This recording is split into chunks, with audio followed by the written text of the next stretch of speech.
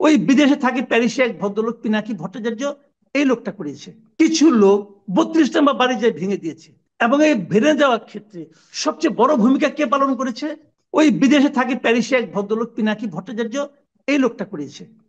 এবং সে বলে দিয়েছে কিভাবে ভাঙতে হবে, বলে দিয়েছে কিভাবে হাতুড়ি বাটাল দিয়ে হলো ভাঙতে হবে। আপনারা সবাই সেখানে যান, যে ভেঙে ফেলেন। তারপরে এরই ধারাবাহিকতায় সারা দেশে ভাঙচুর চলেছে। আওয়ামী লীগ অফিস ভাঙচুর হয়েছে, বিভিন্ন নেতাদের বাড়িঘর ভাঙচুর হয়েছে। লাভটা কি হয়েছে? লাভটা হয়েছে এটা, আপনি শেখ হাসিনাকে ফেরত না আনতে পারার যে একমাত্র অপশনটা আছে, সেই অপশনটা তৈরি করে দিয়েছেন। কে তৈরি করে দিল? পিনাকি ভট্টাচার্য তৈরি করে দিল। শেখ হাসিনাকে আমাদের পক্ষে ফেরত পাওয়া আসলে কঠিন। কঠিন এটা আমরাই করে দিয়েছি, কঠিন। ভারত শেখ হাসিনাকে ফেরত দেওয়ার ক্ষেত্রে এই যে জাতিসংঘের রিপোর্টটা, এটা কোনো ভূমিকা রাখবে কিনা। আমি এই প্রসঙ্গে একটা কথা বলি। দেখেন, আমরা শেখ হাসিনার বিচার করতে চাই, তো তাকে আপনি যেতে দিলেন কেন? প্রথম প্রশ্ন, তাকে যেতে দিলেন কেন? আপনি বলতেছিলেন যে যেতে না দিলে যেভাবে মানুষ আসছিল তাকে হয়তো মেরেই ফেলতো। তাকে বিদেশে পাঠিয়ে দেওয়া কোনো দায়িত্বের মধ্যে পড়ে? তাকে হেলিকপ্টারে আপনার ক্যান্টনমেন্টে নিয়ে রাখতে পারতেন। আপনি যদি আপনি তাকে বাঁচাতে চান, ইন্ডিয়া পাঠাতে হবে কেন? ইন্ডিয়া আপনি পাঠিয়েছেন, পাঠিয়ে এখন তাকে আনতে পারতেছেন না, এটা বলেন কেন? দ্বিতীয় কথা হলো, দেখেন, ভারতের সঙ্গে আমাদের একটা চুক্তি আছে যে আমাদের কোনো বন্দী যদি ওখানে থাকে তারা সেটাকে ফেরত দিবে। এই চুক্তির মধ্যে একটা জায়গায় কিন্তু ব্যারিস্টার ফুয়াদ আরো ভালো বলতে পারবেন, উনি আইনজীবী মানুষ, আরো ডিটেল বলতে পারবেন। আমি যতটুকু বুঝি, চুক্তির মধ্যে একটা জায়গায় একটা কিন্তু আছে।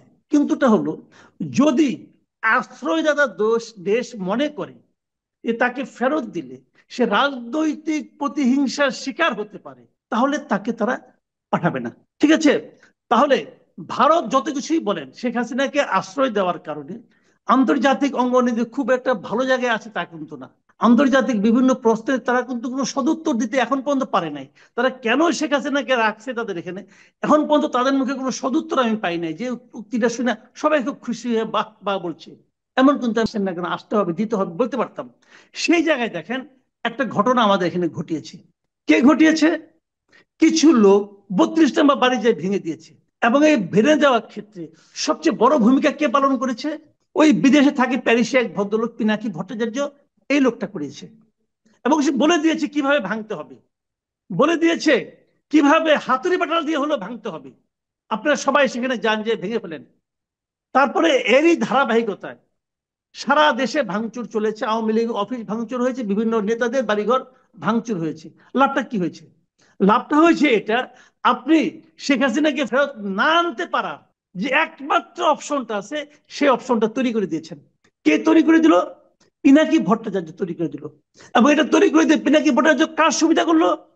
ভারতের সুবিধা করলো। এই লোক সারাদিন ভারত ভারত এমটি ভারত এমটি ভারত কথাবার্তা বলে। আসলে সে, আমি বলি, ভারতের একটা এজেন্ট। সে আমাদের এখানে সবসময় একটা আওলা লাগাইয়া আমাদের দেশটাকে অস্থিতিশীল করার জন্য সবসময় সে নানা রকম ফন্দি ফিকির করে এবং উত্তেজনকর বক্তব্য ছাড়ে। একটা জিনিস হলো কি, তখন যদি এই কাজ, তখন কি সারা দেশে, শুনেন, শেখ হাসিনার পতনটা অনিবার্য ছিল। এটা অগাস্টে হোক, মার্চে হোক, ডিসেম্বরে হোক, যে অনিবার্য ছিল। কারণ তার পাপের ঘোড়া ভরতে ভরতে ভরতে ভরতে এমন এক জায়গায় ছিল, এটা উপচে পড়তই।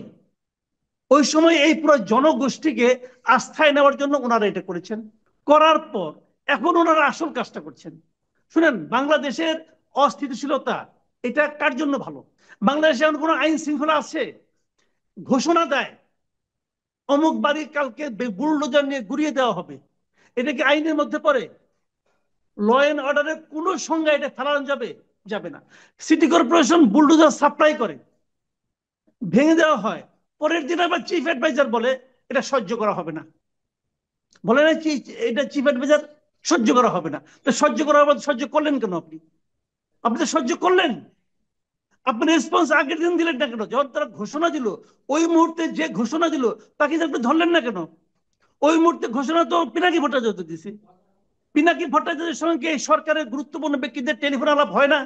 পিনাকি যেভাবে জন্য দেশ, আমি তো মাঝে মাঝে সন্দেহ করি দেশ কে চালাচ্ছে। ওই বিদেশে অবস্থা এই সবকে সেভাবে সেভাবে তাকে সুযোগ করে দিচ্ছে। যখন সে বললো পিরিয়ড আর দরকার নেই, থামো এখন, তখন সরকার উগ্র হয়ে গেল, শক্ত হয়ে গেল, না আর করা যাবে না। আগে তো বললো না, আগে বললো না কেন? তো এই পুরা জিনিসটা এরা বুঝে হোক না বুঝে হোক, ওই ভদ্রলোকের ওই যে একটা অশ্রাব্য কথাবার্তা বলে, ল্যাঙ্গুয়েজটা আল্লাহর রহমতে এমন ল্যাঙ্গুয়েজ শুনলে পরে অজু নষ্ট হয়ে যায়। সে ওইভাবে বলে, বলার মাধ্যমে কিছু কিছু মানুষ তাদেরকে উত্তেজিত করে, অনেক হুজুরা তাদের পীর মনে করে, এবং এই ঘটনা ঘটছে। এবং সেটা পুরো জিনিসটা আলটিমেটলি কার অ্যাকাউন্টে যাচ্ছে? আমাদের দেশ অস্থিতিশীল হলে কার লাভ রে ভাই? কার লাভ? ইন্ডিয়ার লাভ। এবং তার প্রত্যেকটা কর্মকাণ্ডের এন্ড রেজাল্ট যাচ্ছে ইন্ডিয়ার পক্ষে। কিন্তু আমি এইভাবে ব্যাখ্যা করছি, এই ব্যাখ্যার একটা কাউন্টার ব্যাখ্যা দেন না আপনি। কেন আপনি এই বাড়ি ভাঙার মধ্যে কি অর্জন করলেন বলেন? আপনি আপনি কি অর্জন করলেন মাঝখান থেকে? এই জিনিসটা অর্জন করলেন।